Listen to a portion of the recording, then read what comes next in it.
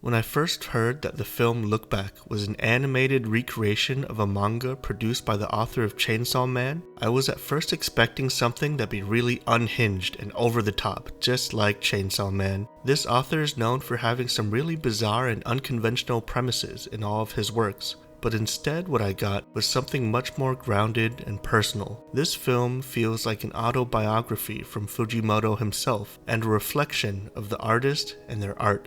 Look Back is one of the most impassioned love letters to the process of creation that I've seen in a long time, and I'm really glad I got to catch it in theaters. The film is directed by Kiyotaka Oshiyama and is based on the manga of the same name by Tatsuki Fujimoto, most famous for his other works such as Fire Punch and of course Chainsaw Man. When we start the film, we see middle schooler Fujino drawing a manga column for a school newspaper. The art is far from professional, the story is choppy and nonsensical, but we can't deny that there's a certain personal charm to the work. It actually kind of reminds me of like early Flash animations from the early 2000s, if you know what I mean. It's something that she and she alone could uniquely create, and when we see her classmates reading her work, there's a genuine joy from seeing the laughter on her classmates' faces. Over time though, some of these initial feelings change as another student, the loner shut-in Kiyomoto, starts submitting her own work to the school newspaper, and it's of notably higher technical quality,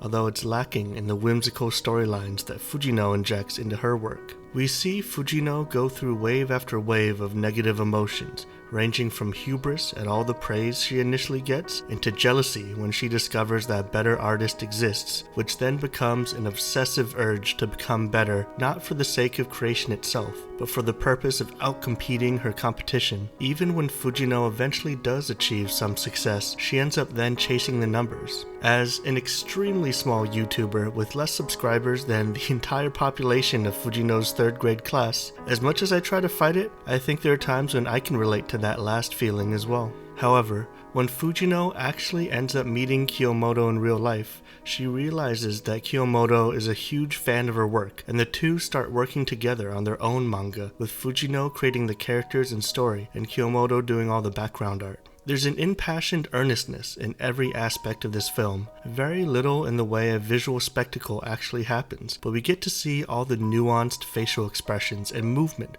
that go a long way towards conveying human emotion. All the little details that an AI computer program would never truly be able to capture are laid bare on the screen as we watch this complex relationship between these two girls develop. The animation itself has mistakes purposefully left in, purposefully highlighting the creative process behind the film.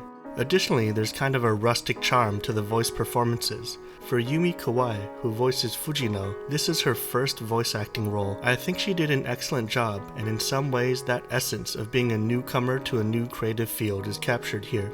Similarly, for Mizuki Yoshida, who voices Kiyomoto, this is also her first voice acting role, and after auditioning, she was explicitly told not to practice too much, as there was a certain self-doubt that she naturally brought to the character, which, I don't know, if someone told me that, I'm not sure how I would feel, but it definitely works for the film. Haruka Nakamura composes a soundtrack for this film, and it has a certain sincerity to it, at times being a bare piano ballad, at times swelling into an orchestral movement, but also knowing when to back off and really let scenes breathe and linger. It all combines into this really earnest, effective film. When I was watching, the audience was laughing at all the right times, we were dead silent when something tense or serious was happening, and by the end I could hear multiple people around me tearing up. And taking us into the end of this film, without revealing what happens plot-wise, we find that the passion of creation all this time was about love.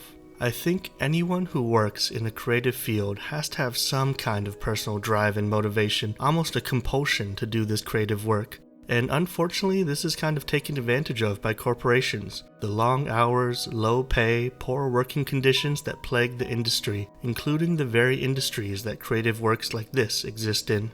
And that's for the people who are lucky enough to even break into the industry. The chance to gain fame and fortune is so low and is now under threat of being replaced by AI. So the question is, why would anyone ever choose to do this? Well, the film answers this question, and the film's answer is that creation is as much an act of devotion as it is an act of love. I think the idea of spending days, weeks, months, years of your life slaving away at a craft just to make someone smile or feel something real for a few minutes, that in itself is a crazy act, and I can only explain the crazy willingness to do something like that as an act of love for your fellow human beings. It's evident in the characters in this film, but also evident in the creators of the film who worked really hard to bring it to light, as well as the original author of the manga, Fujimoto. Early on in the film, we see a character question Fujino, asking her why she would ever isolate herself to such an extreme degree, and we as an audience assume that she's an antisocial shut-in who wants little to do with the world. This idea is only exacerbated when we meet Kiyotaka, who is even more of a shut-in to the point of not going to school and completely disengaging with society as a whole. We see the extreme lengths Fujino and Kiyotaka go to in order to achieve their work, but we also see the satisfaction of the fleeting glimpse of making someone else smile, laugh, and forget their troubles for a few minutes. So in that sense, despite the social isolation and the personal sacrifice, it's not a breakaway from society and other human beings, but in a way, it's a way to engage with and contribute to society. I think that's the core message of this film, that creation is not about pride, ego, chasing numbers, being better than others, but about the love of creation itself and connecting with other human beings on an emotional level and adding value to their lives. I encourage you to seek out and support works that have a love for the craft, a love for the audience, and ideally is allowed to be created in a space that shows love for the creators. I think this applies to all forms of media, but especially entertainment. For all its love that is shared with the audience, I'm giving Look Back a 10 out of 10.